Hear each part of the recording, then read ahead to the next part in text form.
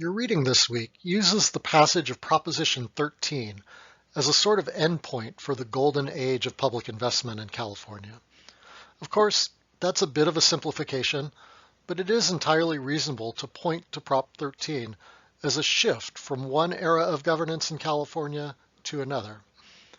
The Taxpayers Revolt, embodied by Proposition 13, meant that gaining approval for big public projects in the future would be much more difficult. It made state and local government budgeting much more complicated. It shifted financial power from local governments to the state government. It shifted the tax burden from homeowners to high-income earners and purchasers of consumer goods. And it had knock-on effects for education and land use, among other important areas of government policy in the state. So let's get a little background on this noteworthy proposition. Hopefully from your reading, you're already aware that the Taxpayers Revolt for Proposition 13 was primarily about property taxes. Let's take a moment to gain a little context on how property taxes fit into the broader scheme of California public finance. State and local governments in California have to raise money from somewhere in order to fund all the programs and services they carry out. This slide shows the main categories of income, sometimes also known as revenue, for state and local governments, not just in California, but throughout the country. There's quite a lot of variation from state to state in terms of the revenue types they use to fund their operations. But in California, at least at the state level, income tax is king. Roughly 70% of the state's revenue comes from personal income taxes. That's the money that gets deducted from workers' paychecks. California has one of the most progressive income tax structures in the United States, meaning the higher your income, the higher your tax rate. In addition to the personal income tax, California also has a corporate income tax, which generates about 10% of the state's revenues. The next major source of government funding is the sales tax, taxes paid on most of the goods purchased in the state. The state government applies a 7.25 or 7.25% sales tax rate, and California cities and counties can add up to 3.5% on top of that. So in some places in California, there are sales taxes as high as 10.75%. The next major source is the property tax. This is exclusively a local government tax, not tax for the state government, but for local government, on property owners. And historically, this was the predominant source of funding for local governments, something that Proposition 13 changed pretty significantly. Next up are excise taxes. These are taxes directly levied on certain goods. For example, there's a 54-cent per gallon excise tax on all gasoline in California. There's a 15% excise tax on cannabis sales under the state's recent recreational marijuana law. There's excise taxes on cigarettes, beer, wine, and liquor. These types of excise taxes are sometimes referred to as sin taxes because the public is generally more supportive of taxes on what are sometimes considered to be socially undesirable products. Although there's lots of different excise taxes in California, the revenue raised by them pales in comparison to the income, sales, and property taxes. Those are really the big three of government finance at the state and local level in California. One final source of revenue generated within the state would be user fees. For example, if you want to visit or camp in one of California's state parks, you'll need to pay a fee for that. Or let's say you want to use your city's recreation center, you'll oftentimes have to pay for a membership at a city-run gym. Finally, and this is a big one, as it's become way more important over time, are what are called intergovernmental transfers, basically grants of money from one level of government to another. So the federal government provides pretty significant grants to help fund the state government for different programs, and the state of California provides major funding to local governments. Just as an example, the TANF program, or Temporary Assistance to Needy Families, which was established by the Welfare Reform Act of 1996, is a federal program that provides money to states on a yearly basis to operate social safety net programs. California's version of TANF is known as CalWorks, and it includes things like direct cash assistance, work programs, childcare, and food security programs, all of which are operated at the local government level by county departments of health and human services. So the state of California transfers money to the counties to run those programs. And this type of federal, state, local arrangement is pretty commonplace for lots of different policy areas, including natural resources and the environment, healthcare, education, transportation, etc. Okay, so that's the broad overview of where government gets its money in California. Next, we'll take a closer look at the property tax in particular. Historically, property taxes have been a major source of funding for local governments in California, cities and counties and special districts. But most essentially, they were basically the source of funding for local school districts. It was the homeowners in local areas that generally paid for the operation of local public schools through their property taxes. That's good in the sense that people could see their tax dollars directly at work. You're more likely to be willing to stomach your tax bill if you know the money is going to help educate your own or your neighbor's kids, or maybe pay the salary of the teacher who lives down the block from you. It's part of building a cohesive community.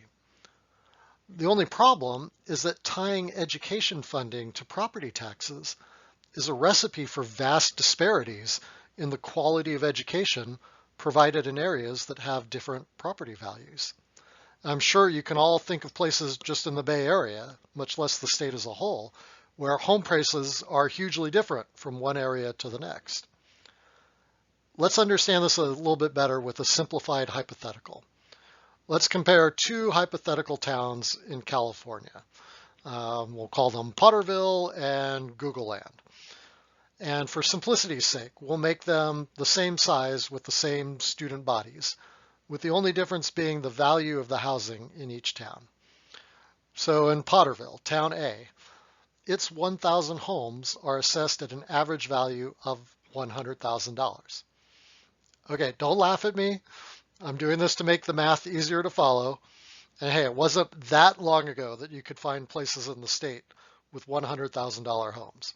So stay with me. If 1,000 homes have an average value of $100,000 each, that means the town as a whole has $100 million of assessed property value. That's the base from which government can derive its taxes.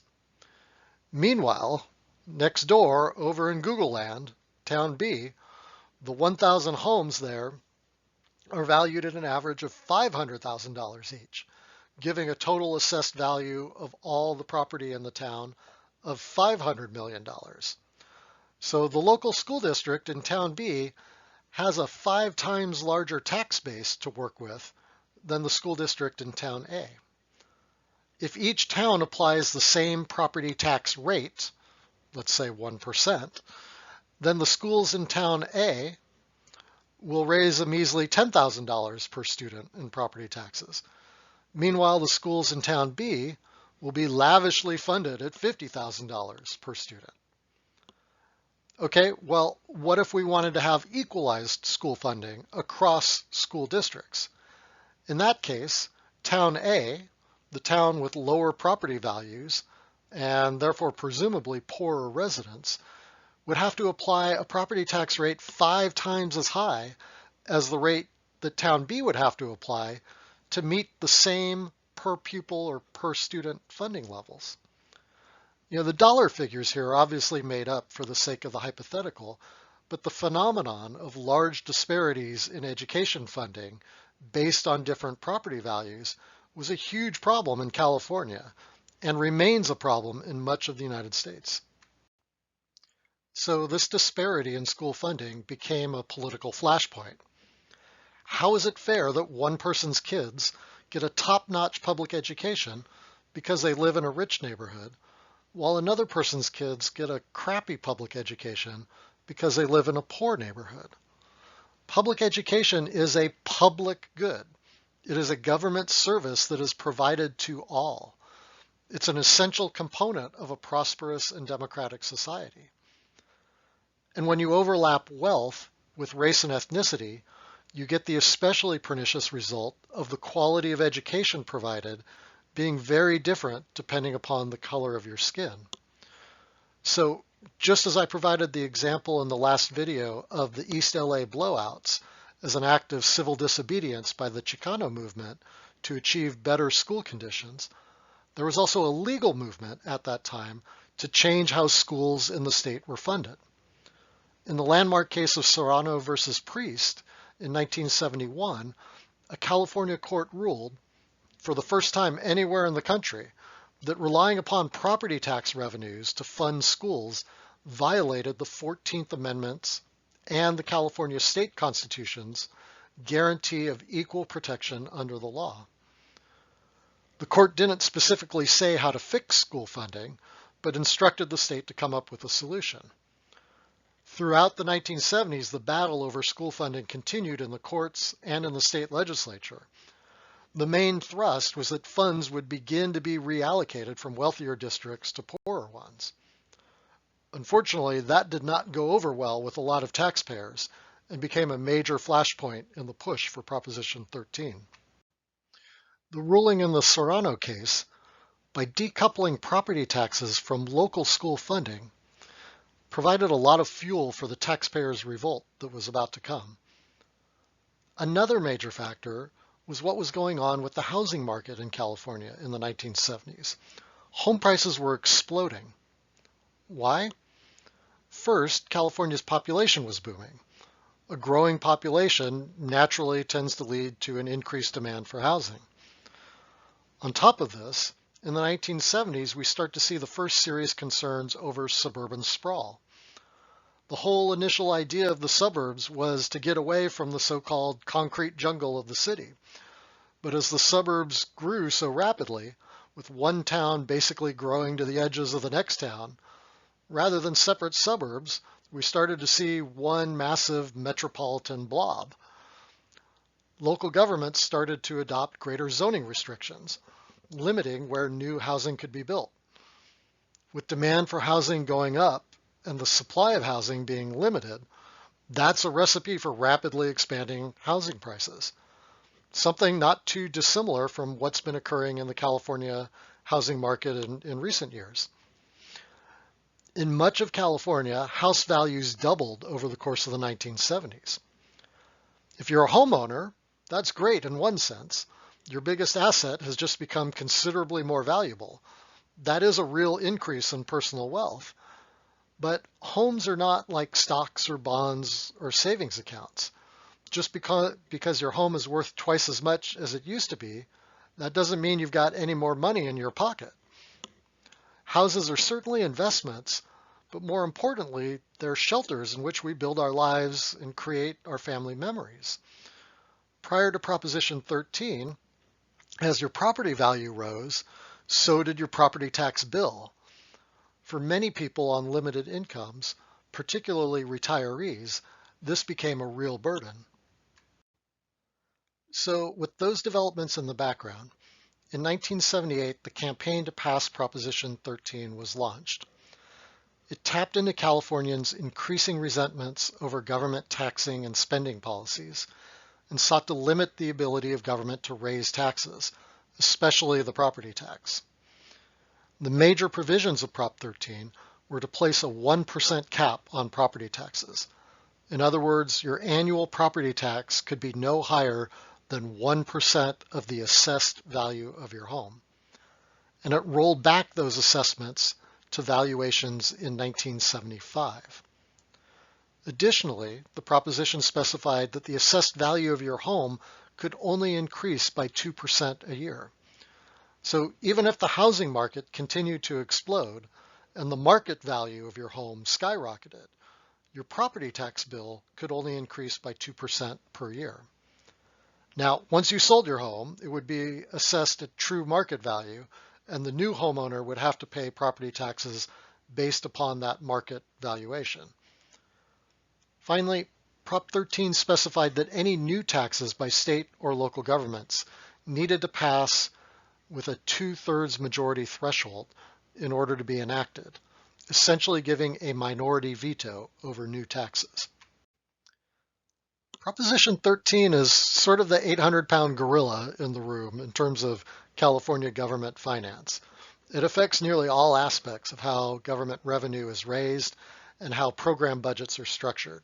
So we will definitely be returning to its effects again in this course. But for now, I'd like to highlight some significant impacts of this initiative. First, it accelerated the shift in school funding from the local to the state level.